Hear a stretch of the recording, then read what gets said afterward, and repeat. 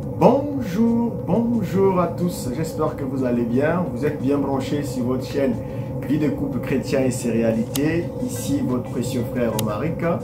Alors je vais répondre encore à deux questions qui me sont posées. La première question est centrée sur pourquoi un chrétien ou une chrétienne ne doit jamais se marier avec un incroyant ou un païen.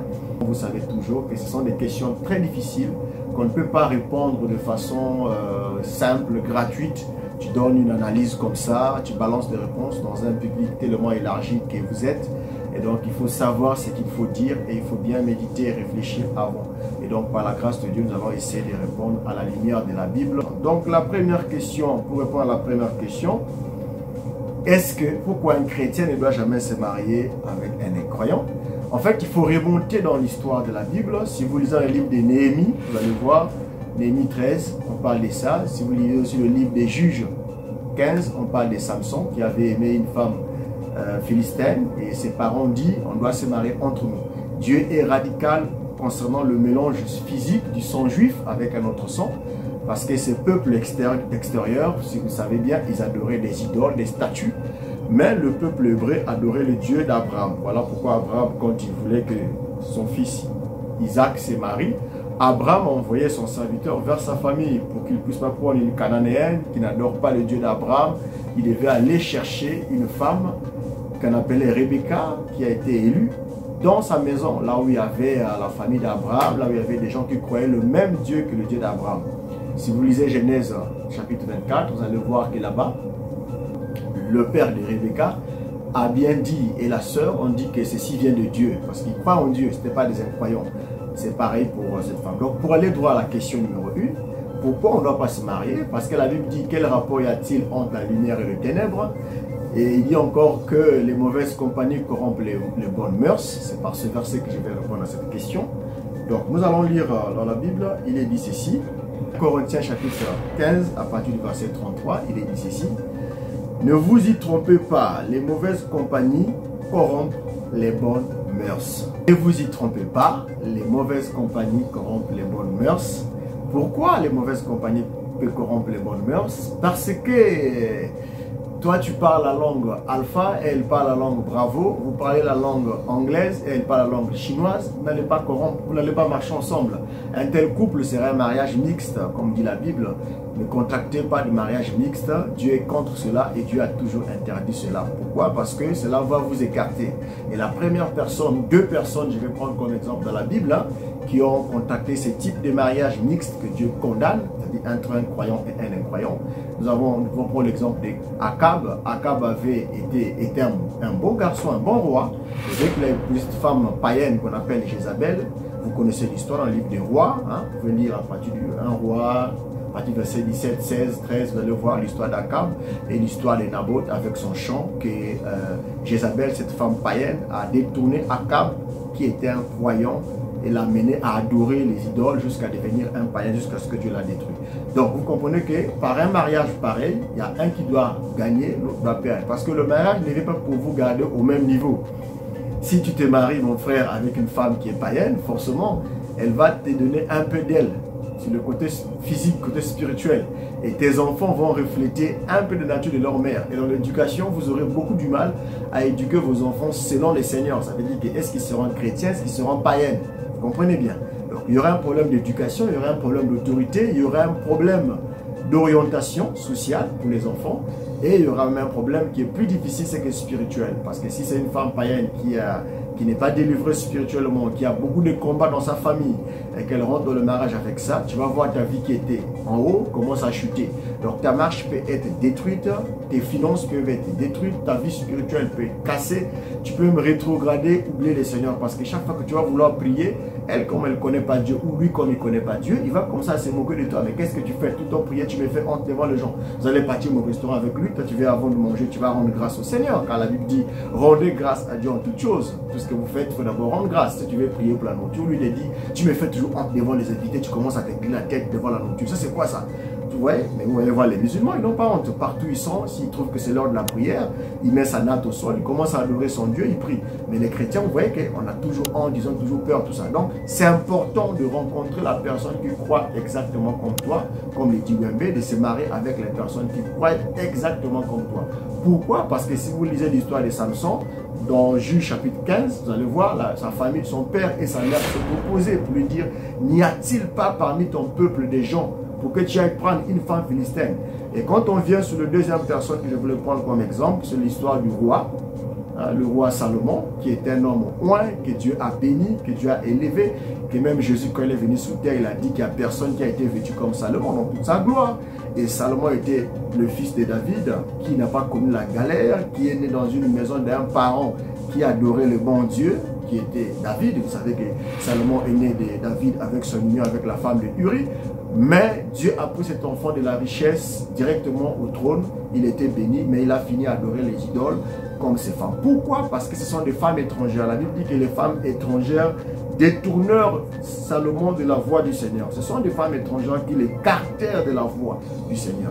Ce n'est pas Salomon lui-même, c'est le mariage. Donc le mariage vient pour t'élever, soit te détruire, soit tu deviens intercesseur. Ça veut dire que tu pries tout le temps que Dieu change mon mari. Et ton mari, si tu es mal marié, tu vas dire Seigneur, change mon mari, Seigneur, change mon mari, Seigneur, change mon mari. Tu deviens intercesseur pour qu'il change. Mais comme il ne pourra pas changer, ben, trop tard pour toi, malheureusement, tu as fait une chose que tu ne pourras plus revenir en fait. Tu dis Seigneur, change mon mari, Seigneur, change mon mari. Mais le Seigneur ne peut pas t'aider à changer quelqu'un. Il faut épouser une personne qui est déjà changée et non pas ce que toi tu vas penser changer dans le mariage. Parce que le futur ne t'appartient pas. Personne ne peut connaître. La Bible dit que nul ne peut acheter même une seule coudée à la durée de sa vie. Pourquoi? Parce que nous ne connaissons pas l'avenir. Tu ne sais pas qu'est-ce qui va devenir demain. Tu ne peux pas maîtriser s'il va changer positivement ou négativement. Personne ne connaît. Même quand on se marie, c'est par la foi. Rien ne va te dire que cet homme-là que j'ai vu là, il va rester comme ça, amoureux ou fidèle à moi jusqu'à la fin de ses jours. Il n'y a rien. On va sur des probabilités. On va par la foi. On va en priant. Mais voilà pourquoi. Prends déjà une personne que Dieu a déjà changé. Tu te maries avec lui. Il est né de nouveau. Il est chrétien. Il craint Dieu.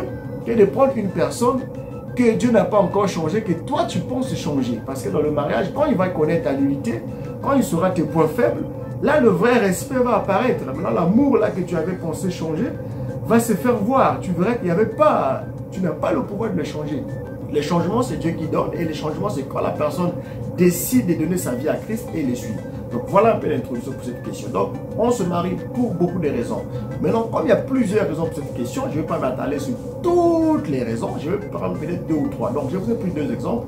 Vous avez Akab qui s'est détourné la voie de Dieu à cause d'un mariage avec un incroyant. Exemple palpable.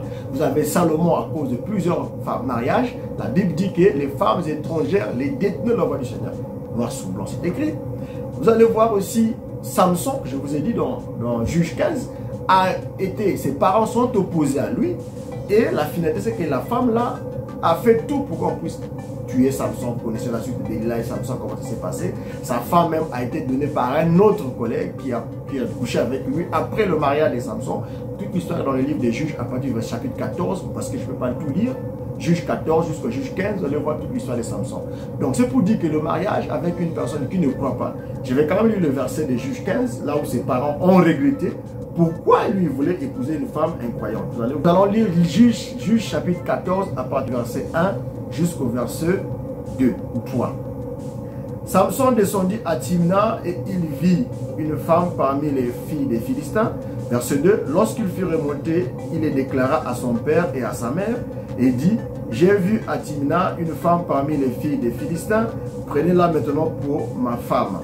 Son père, verset 3, son père et sa mère lui dirent: n'y a-t-il point de femme parmi les filles de tes frères et dans tout notre peuple que tu ailles prendre une femme chez les Philistins qui sont incirconcis?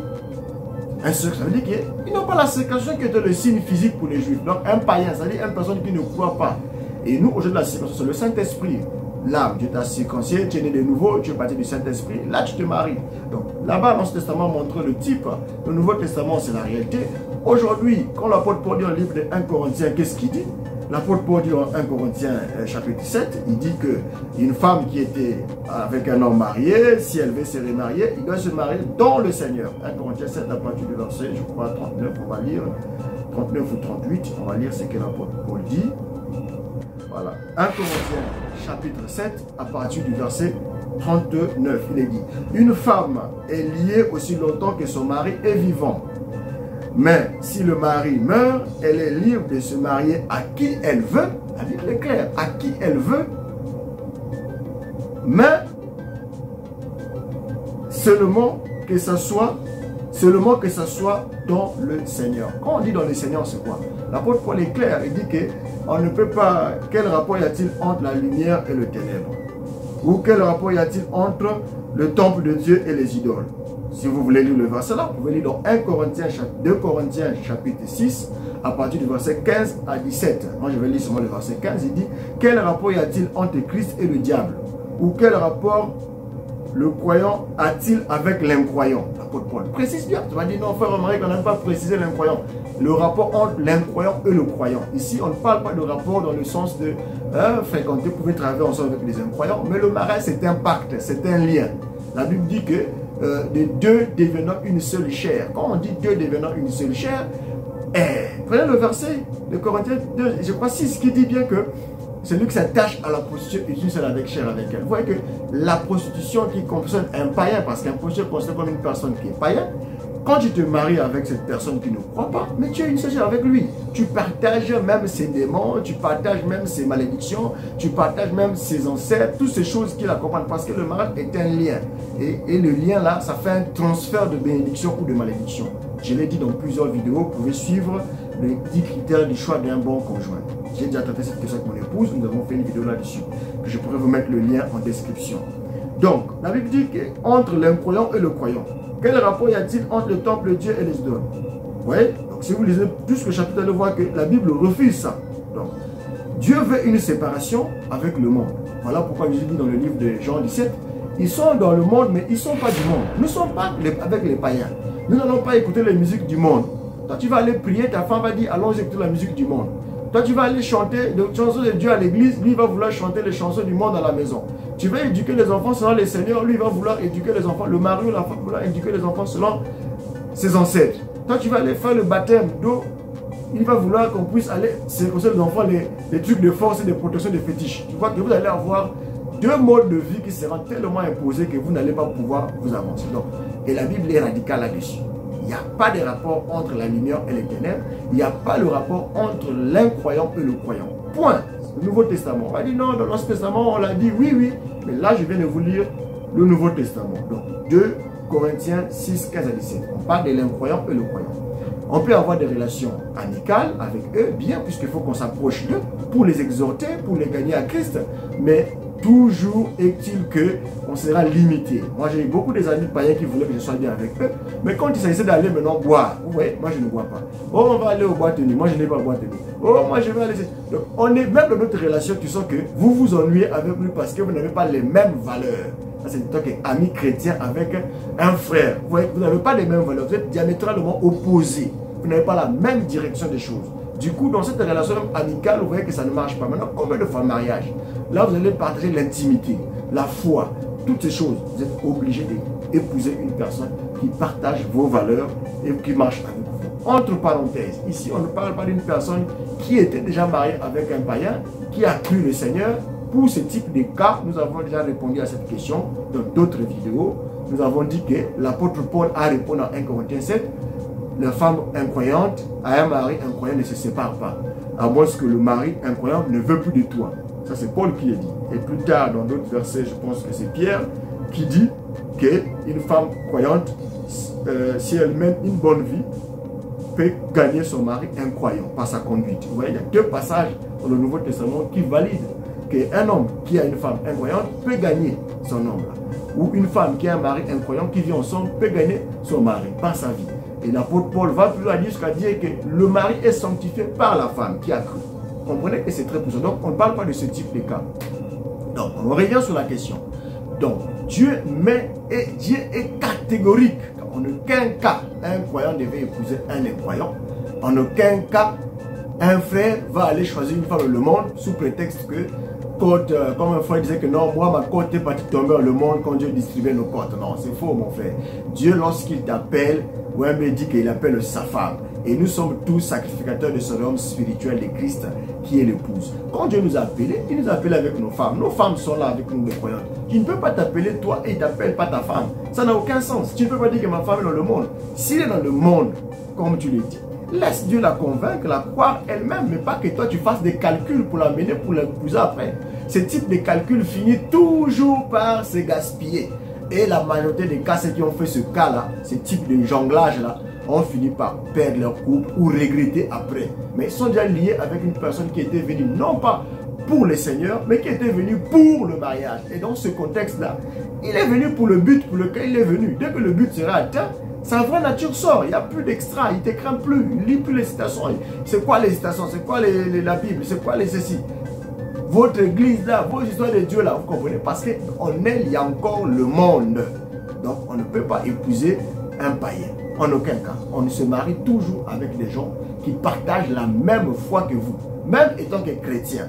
Il y a chrétiens et chrétiens. Aujourd'hui, plusieurs sont appelés chrétiens. Tu peux être dans toutes les églises.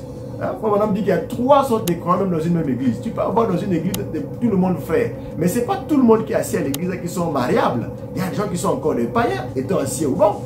Il y en a qui sont encore des païens étant assis au banc. Il y en a qui sont encore là, ils ne croient rien, mais ils sont avec vous pendant des années. Mais ils ne croient rien. Pour eux, ce n'est que la tradition. Aller à l'église est devenu c'est un jeu pour lui. C'est comme des coutumes. Je vais pourquoi on voit que j'étais venu à l'église, mais il n'est pas converti. Voilà pourquoi vous remarquez que Jésus qui dit à Pierre, quand il sera converti, affermit les autres. Là, il parle d'une personne qui l'a suivi pendant 3 ans et demi de son ministère. Mais il n'était pas encore converti. Mais il avait fait des miracles, il a guéri même des malades, Pierre. Vous comprenez que c'est très important d'avoir une personne qui est chrétien, qui croit et qui vit la parole.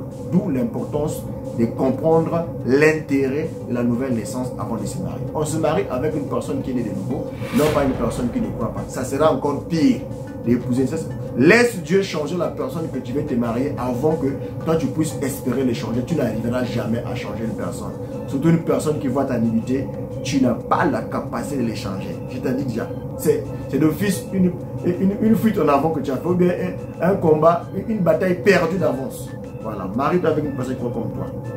Les mauvaises compagnies là qu'on parle, là, qui corrompent les bonnes mœurs, c'est une personne qui avait une bonne vie de Dieu, qui craignait Dieu, qui priait.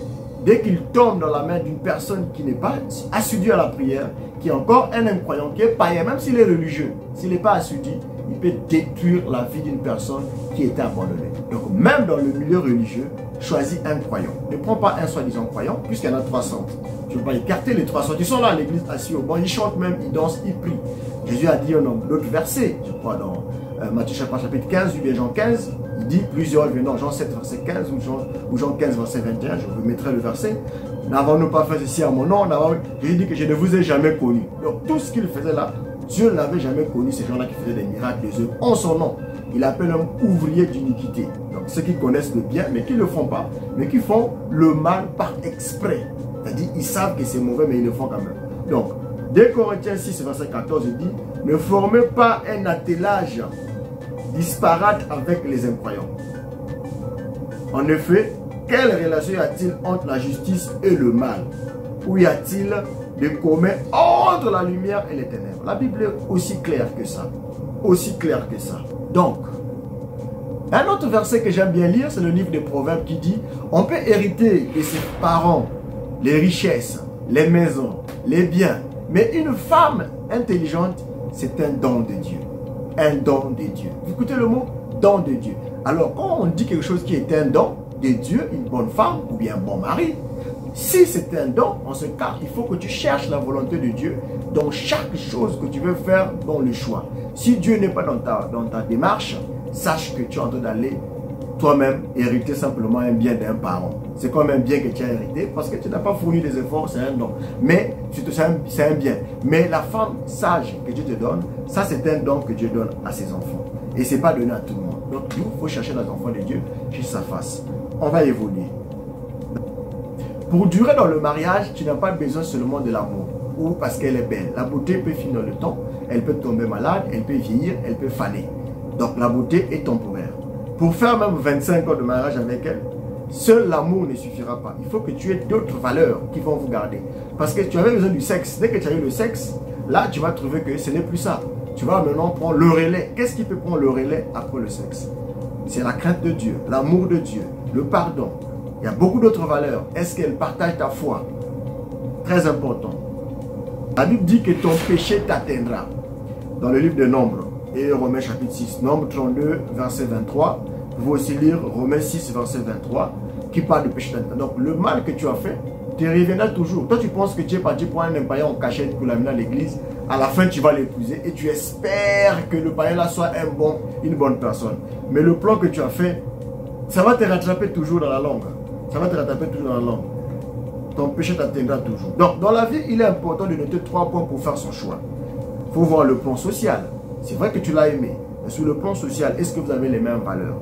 Sur le plan émotionnel, est-ce que vous avez les mêmes valeurs? Est-ce que tu l'aimes? Il peut être religieux, mais est-ce que tu l'aimes? Il ne faut pas qu'il soit seulement religieux, il faut qu'il soit aussi chrétien. Il ne faut pas qu'il soit seulement chrétien, mais est-ce que tu l'aimes? Il ne faut pas seulement que tu l'aimes, est-ce qu'il craint Dieu? Vous comprenez qu'il y a plusieurs valeurs, et les valeurs spirituelles. Et toutes ces valeurs-là sont importantes pour se positionner dans le choix d'une femme. Parce que si tu ne fais pas ça, tu vas épouser une personne tu seras intercesseur pour prier chaque fois que Dieu le change, ou tu seras un homme gracieux qui va tout le temps dire merci Seigneur pour m'avoir donné une bonne femme à la maison. Et là, ça sera bien. Parce que là, tu vas commencer à louer le Seigneur, parce que là, tu as une bonne femme. Mais quand tu as eu la mauvaise, écoute ce que la Bible dit. Proverbe chapitre 19, verset 14. Il est dit ceci. On peut hériter de ses pères une maison et des richesses, mais une femme intelligente est un don de Dieu. Proverbe 14, 19. Donc, on peut tout hériter, mais avoir une bonne femme, c'est un don que Dieu donne. J'ai fait un peu le résumé de ce que je dis. Pourquoi j'ai dit tout ça là? La Bible dit aussi que, ne vous y trompez pas, les mauvaises compagnies corrompent les bonnes mœurs. Toute relation d'intimité avec un incroyant peut vite devenir un obstacle à votre marche avec Christ. Nous sommes appelés à parler de Christ aux perdus. Soit tu vas transformer ta maison en un lieu d'évangélisation pour cet incroyant-là que tu veux prendre, en espérant qu'il va aussi t'écouter. Parce qu'Abraham a bien réfléchi pour son fils en ayant cherché une femme loin du milieu corrompu où il habitait. C'est pourquoi nous sommes comme Abraham dans un milieu des Philistins, dans un milieu des Cananéennes, comme Jésus a dit dans Jean 17, que vous êtes dans le monde, vous n'êtes pas du monde, on est entouré des païens. Mais pour ce qui est de nos choses spirituelles, nous n'allons pas nous mélanger avec nous. Notre sang est précieux. Et quand tu te maries avec un païen, tu souilles le sang d'un chrétien vers un païen. C'est un lien bizarre et tu hérites des choses qui peuvent freiner ta vie de prière, ta vie spirituelle, ta marche même avec Dieu tombe et tu peux rétrograder. La majorité, la plupart finissent par rétrograder parce que cette relation n'ira pas nulle part. Vous avez trop de valeurs qui vous opposent. Il va aller en boîte de nuit, il va aller danser, il va dans le veillé, il va dans le féticheur, il va aller faire des incisions, faire des choses, il va aller ceci, il va aller boire un peu de la bière. Beaucoup de choses vont tellement vous opposer que vous n'allez pas supporter. Tu vas dormir avec un mari qui vient, il est sous la nuit, il dort au lit, il vomit avec la bière. Tu vas aller comme ça avec ses amis, il te demande de porter un truc serré, moulu. Quand il dit je porte que des jupes, d'accord, il va te dire jupe moulu. Ne sois pas comme une vieille maman. Toute ta vie sera des plaintes, des plaintes, des plaintes, des plaintes. En fait, ça sera l'enfer que tu as voulu toi-même. Dans la pire des cas, comme un païen qui m'a dit, j'aime laisser ma femme venir dans vos églises parce qu'elle est bien éduquée là-bas, elle est bien suivie, elle ne pourra pas me tromper. Mais moi-même, je ne viens pas là-bas, je la laisse seulement à la porte et elle rentre et à la fin, je la récupère. Donc lui, il le fait pour sa sécurité, pour sa jalousie, parce qu'il gaspille les femmes des autres. Il veut que pour lui, soit sécurisé par l'église. C'est un égoïste. C'est ça les païens. Ils vous draguent, ils vous tentent, ils vous cherchent. Et comme le pays galère, la sœur n'a pas de choix, elle regarde, il n'y a pas de frère qui vient, 30 ans, 40 ans, bientôt c'est. Elle perd d'espoir et même un païen qui vient, elle tombe sur ce païen-là. C'est le chaos, c'est le chaos. Et ce sont des cas, beaucoup de cas dans le milieu de nous. Vous voyez? Alors que nous sommes appelés à parler de la parole de ce genre-là. Même si quand tu l'exhortes, ne fais pas des calculs pour que je l'amène, pour que je l'épouse. Ton péché t'atteindra. Rappelez-vous de Nombre que je vous ai dit, Nombre 32, verset 23. Il dit bien, ton péché t'atteindra. Donc, il n'y a rien de mal d'avoir de bonnes relations amicales avec les incroyants, mais sans aller plus loin. Ça veut dire qu'on aura des bases et des limites. Si vous fréquentez un incroyant, et toute honnêteté, quelle sera votre priorité? Et ce sera les romances ou le salut de votre âme. Si le salut de votre âme passe avant votre amitié, tu mettras en avance ton amitié. Est-ce que tu suis ce monsieur païen qui te drague parce qu'il a une Prado, parce qu'il a une TXL, parce qu'il a une Range Rover, parce qu'il a une, je sais pas, BMW, une voiture de luxe? Non, la voiture restera, la maison restera, les biens resteront. Mais ton âme doit vivre avec Dieu. Et si ton âme vit éternellement avec Dieu, en ce moment-là, tu dois faire très attention à chérir jalousement ton âme parce que Christ est venu mourir pour cette âme-là. Tu ne vas pas gaspiller la croix pour un bien temporaire. Sois jaloux de ton salut qui coûte cher car il y a un prix que Christ a payé pour cette âme-là. Et ton âme vaut 10 000 mondes. Alors, en parlant maintenant en fait, quand tu te maries comme ça, tu es sûr à 100% que tu as hypothéqué ton avenir spirituel est entre les mains de ce monsieur ou de cette femme. Tes enfants ont une éducation qui ne dépendra plus de toi. Ça sera un peu de païen, un peu de toi. L'avenir, ta vie spirituelle, ta vie sociale, ta marche, tout ce que tu feras sera maintenant conditionné par ces païens. Et ça, c'est la pire des choses qu'une chrétienne puisse faire. Conditionner sa vie entre les mains d'un homme qui n'a pas les mêmes valeurs spirituelles que ton âme. Ton âme vaut cher, il faut la chérir et il faut garder ton âme jalousement car Christ est mort pour cela. Merci beaucoup pour cette question.